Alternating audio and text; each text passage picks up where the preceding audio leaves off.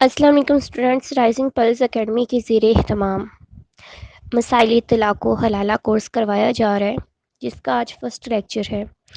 سب سے پہلے تو ہم سمجھیں گے کہ لفظ جو طلاق ہے اس کا معنی و مفہوم کیا ہے۔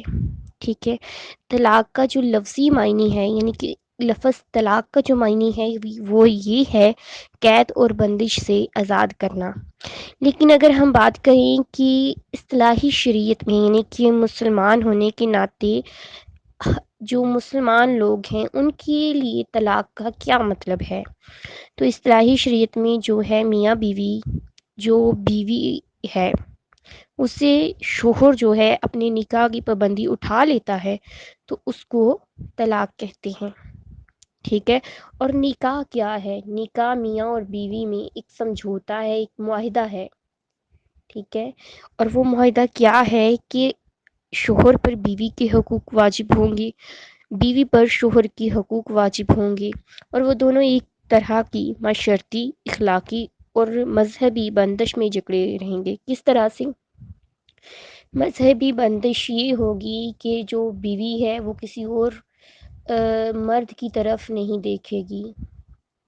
نہیں دیکھے گی کا مطلب یہ ہے کہ وہ کسی اور مرد کو اپنے لیے حلال نہیں سمجھ سکتی۔ ٹھیک ہے، اور جو شوہر ہے وہ بھی اپنی بیوی کو اپنے لیے حلال سمجھتا ہے۔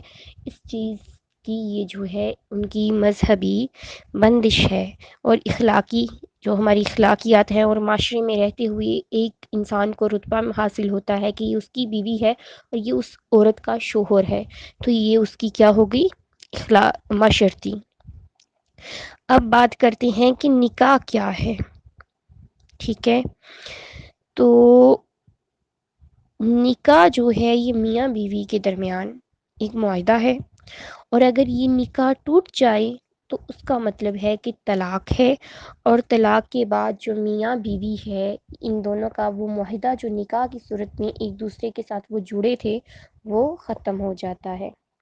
یہ ہے اسلامی شریعت میں نکاح اور طلاق۔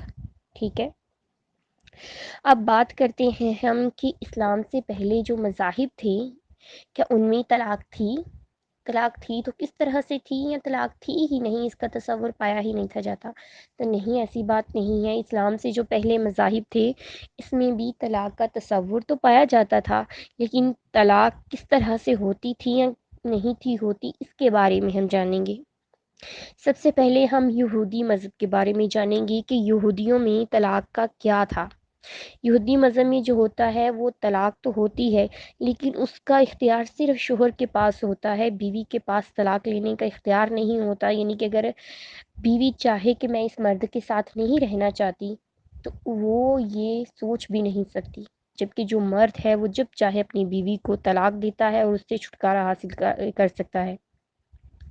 اب یہودیت پر جو کتاب نازل ہوئی تھی وہ تھی تورات۔ تو تورات میں کیا موجود تھا؟ اگر کوئی مرد کسی عورت سے بیاہ کرے اور بعد میں اس میں کوئی ایسی بیہودہ بات پائے جس کی وجہ سے اس کا ملان عورت کی طرف نہ رہے تو وہ اس کا طلاق نامہ لکھ کر اس کے ہاتھ میں دے دے اور اسے اپنے گھر سے نکال دے۔ استثناء، اب یہ جو استثناء ہے نا، یہودیوں کی وہ کتاب ہے جو تحریف شدہ ہے۔ جیسے کہ ہمارا قرآن پاک ہے تو اس کے بارے میں اللہ تعالیٰ نے اس کی حفاظت کا ذمہ خود لیا ہے، تو اس لیے قرآن پاک میں کبھی کوئی زبر زیر کا بھی رد و بدل نہیں ہو سکتا۔ لیکن جو باقی پچھلی الہامی کتب تھیں ان میں تحریف ہوئی تھی، اور جو تحریف شدہ کتاب ہے وہ استثناء ہے۔ ٹھیک ہے، اس میں جو ہے یعنی کہ وہ جو تحریف شدہ کتاب تھی اس میں یہودیوں میں یہ باتیں تھیں۔ ٹھیک ہے، اس میں یہ تھا کہ صرف مرد طلاق دے سکتا ہے، عورت کبھی طلاق نہیں لے سکتی۔ اور اس کے بعد کیا ہے، جو عیسائی مذہب تھا اس میں کیا تھا؟ اس میں طلاق بالکل تھی ہی نہیں، اس کا وجود ہی نہیں تھا۔ یعنی کہ یہودیت میں تو یہ تھا کہ مرد طلاق دے سکتا ہے، عورت طلاق نہیں لے سکتی۔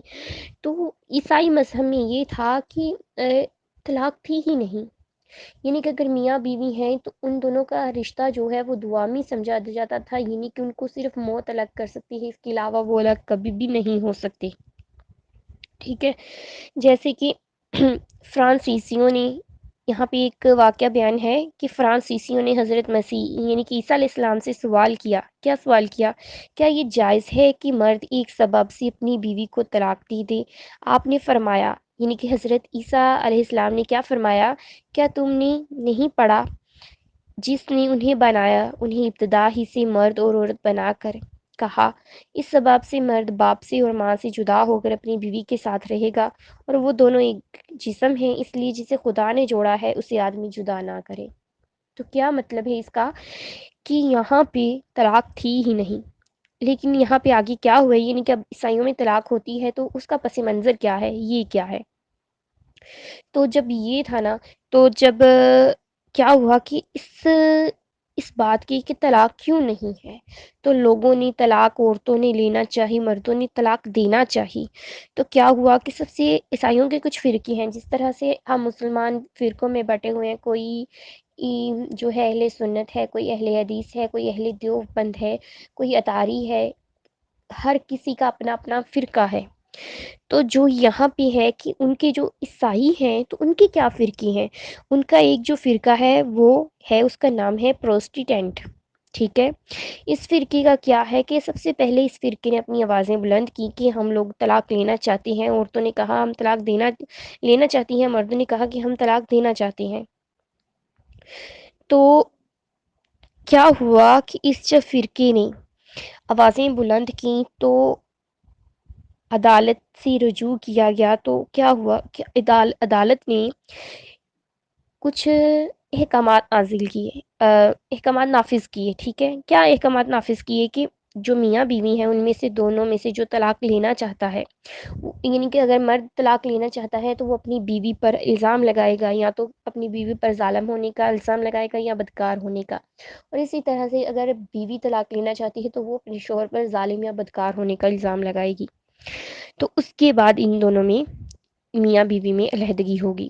تو اس طرح کیا ہوا کہ جو لوگ ایک دوسرے کے ساتھ نہیں تھے رہنا چاہتے، وہ ایک دوسرے پر الزام تراشیاں کر کے تو پھر طلاق لینے لگے۔ تو اب کیا ہے کہ کیونکہ عیسائی جو ہیں، یہ ہم اگر دیکھیں تو مغربی تہذیب جو ہے یہ عیسائیت سے بنی ہوئی ہے، مغربی تہذیب جو ہے یہ عیسائیت ہے۔ تو عیسائیت میں کیا تھا کہ پھر ایک اگر تین شادیاں ہوتی تھیں نا تو اس میں ایک طلاق ضرور ہوتی تھی۔ اس کے بعد ہندوؤں میں کیا رواج تھا، ہندوؤں میں سب سے برا رواج یہ تھا کہ بیوی کو اختیار نہیں تھا کہ وہ طلاق لے سکتی ہے، جبکہ مرد کو اختیار مکمل تھا کہ وہ طلاق دے سکتا ہے۔ مرد کن کن صورتوں میں بیوی کو طلاق دے سکتا ہے؟ سب سے پہلی تو یہ ہے کہ اگر وہ 10 سال تک بچہ نہیں نہ پیدا کرتی، یا 10 سال تک بچہ نہیں پیدا کرتی تب اس کو طلاق دے دی جاتی تھی۔ اگر کوئی عورت 12 سال تک صرف بیٹیاں پیدا کرتی تھی تب بھی اس کو طلاق دے دی جاتی تھی۔ اس کے بعد کیا تھا، منو سمرتی، یہ ایک ہندوؤں کی کتاب ہے، ٹھیک ہے۔ اس میں وہ کیا لکھتے ہیں کہ ہندوؤں نے جو لکھا ہوا ہے وہ کیا لکھا ہے، خاوند سے دشمنی کرنے والی عورت کو 1 سال کے بعد زیور کپڑا چھین کر الگ کر دیا جائے، جس عورت کی اولاد نہ ہوتی ہو اسے 8ویں برس طلاق دے دی جائے، اگر بیوی سخت کلام ہو تو مرد کو چاہیے کہ فوراً دوسرا بیاہ کر لے۔ اب اتنی زیادہ سختیاں دے دی گئی تھیں۔ تو یہ تھا ہندو مذہب، ٹھیک ہے۔ اور زمانہ جاہلیت یعنی کہ اسلام آنے سے قبل کا جو زمانہ تھا اس میں کیا تھا، اس میں اب تک اگر ہم دیکھتے ہیں تو کیا تھا، اس میں یہ تھا کہ زمانہ جاہلیت میں آدمی کیا کرتے تھے کہ 100 بار اپنی بیوی کو طلاق دیتے تھے اور پھر اس سے رجوع کر لیتے تھے، اور بیوی کو اس طرح سے ناستا کر مار دیا جاتا تھا، یعنی کہ عورت پھر شوہر سے الگ نہیں تھی ہو سکتی۔ یہ ہم نے پڑھا ہے باقی مذاہب کے بارے میں جو اسلام سے دوسرے مذاہب ہیں، ٹھیک ہے۔ اب کل کے لیکچر میں ہم پڑھیں گے کہ اسلام میں طلاق کیا ہے، اس کے کیا قوانین ہیں، کتنی کسی انسان کو، مرد ہے یا عورت ہے تو ان کو کہاں کہاں تک چھوٹ حاصل ہے، ہم اس کے بارے میں پڑھیں گے، ٹھیک ہے۔ تو شہزادیوں، آپ نے اپنا سارا جو ورک ہے وہ مجھے سینڈ کر دینا ہے، اور لیکچر جو ہے خیال سے، پیار سے، آرام سے نا اچھے سے سن لینا ہے آپ نے۔